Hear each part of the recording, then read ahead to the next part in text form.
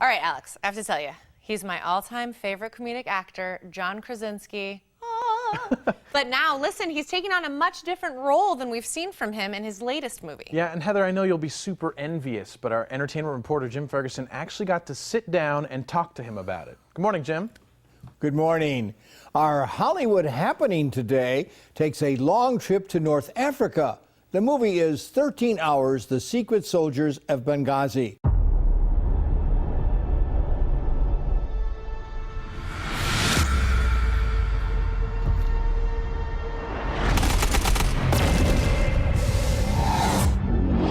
Benghazi is under attack.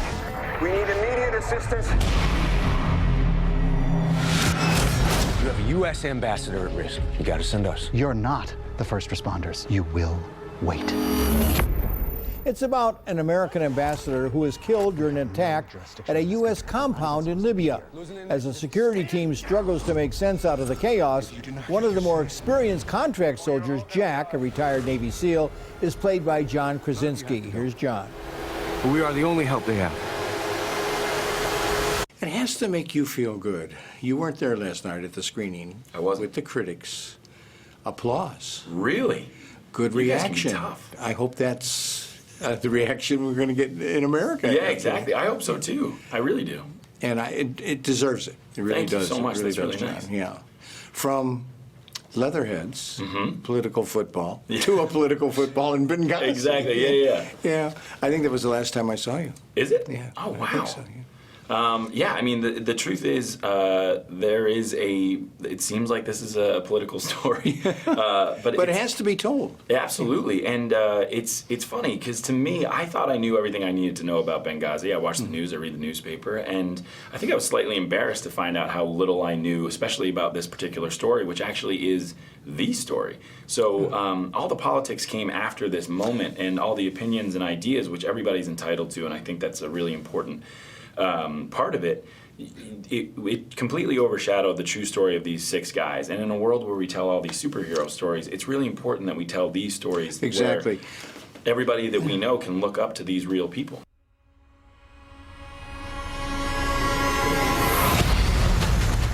Hey, we're coming in. We're on property. I'm on the roof. Don't leave me. We're under heavy fire. Chief, are we expecting any friendlies? I am not aware of any friendlies. Let them come. Let them come. You play your character, Jack, as Special Forces. That's right. And they were so important, what they did in that compound, but yet they almost became invisible. Absolutely. You agree with that? I do. I think that there was a moment you'll see in the movie, as you obviously did, is when they arrive at the compound, there was so much that I didn't know, and I don't think people are going to know, and it'll be really exciting for people to see this for the first time. And one of the scenes is they get to the compound, and there are hundreds of people in the area and in the compound, and they had no idea, who was there to kill them and who was there to support them. Who the good guys in the bad? No uniforms. Exactly, and nor did these 6 guys have uniforms either. And to be in that unbelievably high-risk situation and to be able to walk through people was pretty unbelievable. Yeah, I think they realized there's a danger here. Absolutely. It's weak. Absolutely, yeah. And that was before the night happened. And when the night happened, to me, I think there's something, especially just having a daughter, you want to teach your kids to do the right thing at all costs. And I think this is the extreme version of that. And so to be able to have a story where 6 guys lay their lives on the line to do what's right and without hesitation, that's something I think none of us can really fathom. John, you think that was the major motivator for a lot of these Special Forces guys? Oh, absolutely. Yeah, and I got to know so many of these guys, whether they were Navy SEALs or Special Forces, and I played Jack, who's an actual Navy SEAL, retired Navy SEAL, and I think that there's a common thread, which is absolutely doing the right thing. And it's funny because I think we imagine these Special Forces guys to be sort of badass renegades living in a trailer or something and don't have any friends. They're alone, and instead they all have a lot of them have families and children, and there's so much they're giving up to go over and protect us. And I think that's what we need to applaud and shine a light on. And so for me, they absolutely are going in to do the right thing. Right. I think, like I do junkets for years, I have friends here. Right.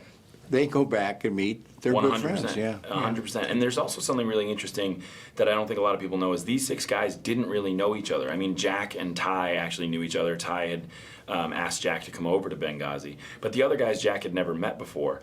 And there's something really phenomenal to celebrate there, which is they were trained so well by the military that these 6 guys were able to work together immediately, and in that high-risk situation worked so well together and knew exactly what each other were thinking, all because they come from the same, even though they're different. They're from different military factions, but together they make one team. Kind of a different role for you? Absolutely. And it's something that I really, the reason why I took the role was for many reasons, one of which is most important. I'm proud to be from a huge military family. So aunts, uncles, cousins that have served and are currently serving, I just wanted to do something where I could experience a glimmer of the sacrifice and courage that they put out there every single day. And then, I'm not going to shy away from the fact that it's very, very different, but I think for me it's not about comedy or drama. It's always about who's telling the great story, and this was a great story, and I hope to keep telling them. As a board member of the Broadcast Film Critics, I invite you to watch the 21st Annual Critics' Choice Awards on Sunday at 7 p.m. on A&E, hosted by T.J. Miller. I'm going to see you right here next Tuesday on The Morning Blend.